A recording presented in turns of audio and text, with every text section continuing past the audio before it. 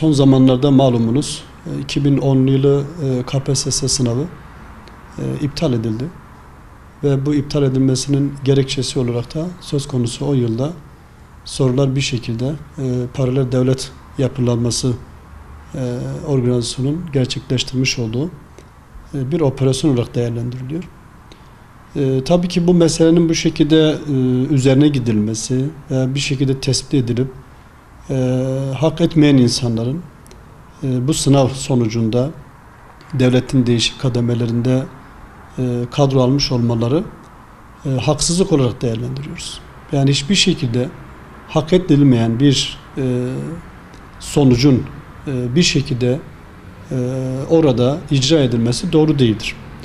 Evet, devlet şu anda bu yapının üzerine ciddi anlamda gidiyor. Ve kesinlikle de destekliyoruz. Bir eğitimci olarak eskiden beri de bu tür meseleler üzerinde hep dururdu. Gerçekten soruların çalınması ve insanlar hak etmedikleri halde bir mekanizmada, bir konumda bulunmaları doğru bir şey değildir. Şimdi Türkiye'de eskiden sınav sistemi şu şekilde yapılıyordu. Bir yazılı yapılırdı. İkincisinde adım olarak mülakat yapılırdı. Ve bu mülakatta çok ciddi torpiller söz konusu oluyordu. Yani dayısı olan daha böyle bir amiyane tabirle bir şekilde istediği kurumda istediği görevi alırdı.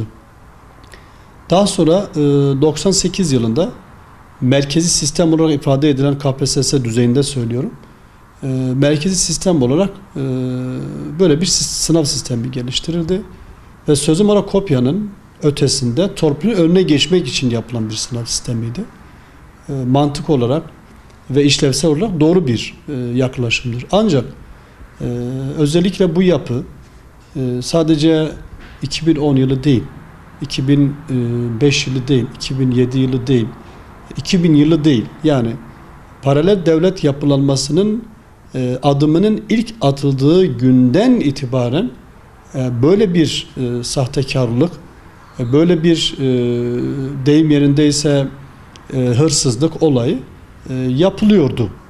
Ama demin de söylediğim gibi göğe bu tür hırsızlığın önüne geçmek için böyle bir sınav sistemi getirildi. Ama bu sınav sistemi de maalesef örtülü bir şekilde gizli olarak veya modern bir hırsızlık yöntemiyle bir şekilde yine aynı sistem devam ettirildi.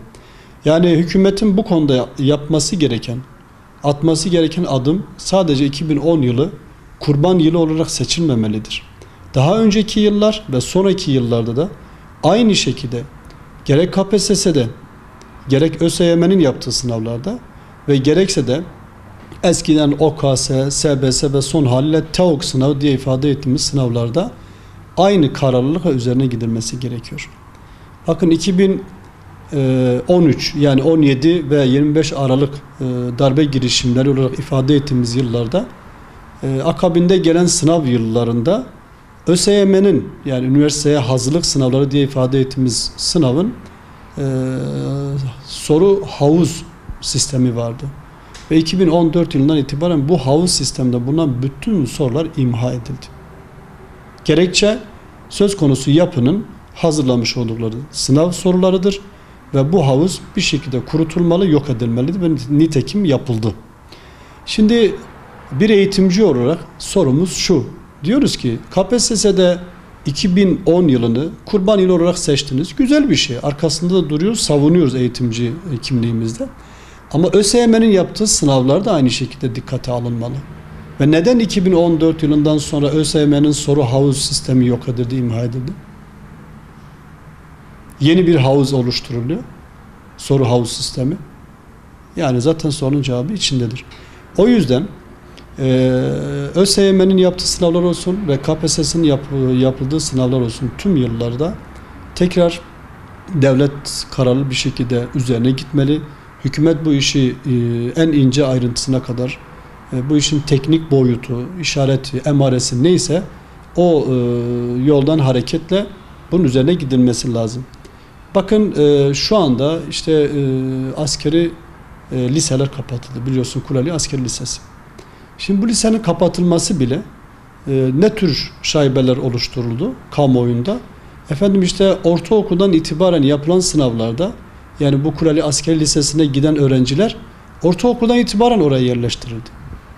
Yani yapılan askeri sınavlarda bir şekilde oraya bir yönlendirme olayı vardı. O zaman niye oluyordu? Demek ki orada da bir kopya olayı var. Orada da bir hırsızlık olayı var. Zaten devletin bu liseyi kapatmasının en güzel örneği de onu gösteriyor. Yani bu bir apaşikar olan bir durumdur, bir tespittir. Dolayısıyla benzer okullarda yani liseye geçiş sınavları diye ifade ettiğimiz sınavlarda irdelenmeli, incelenmeli, değerlendirmeye alınmalı.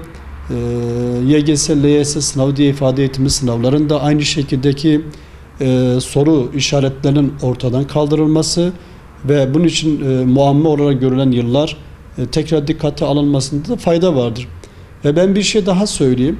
Özellikle son yıllarda 2000'den sonraki yılları söyleyeyim. En azından hatırladığım kadar için söylüyorum. Yine sınava giren öğrenciler ve Türkiye'de derece yapan öğrenciler genellikle onların okullarında veya dershanelerinde okuyanlardır. Derece yapan, Türkiye'de işte birinci, ikinci, üçüncü, dördüncü, beşinci sıraları paylaşan öğrenciler o kurumlardan çıkıyordu. O zaman bunu sormak lazım. Neden başka bir kurumda değil de ekseriyetle orada çıkıyor?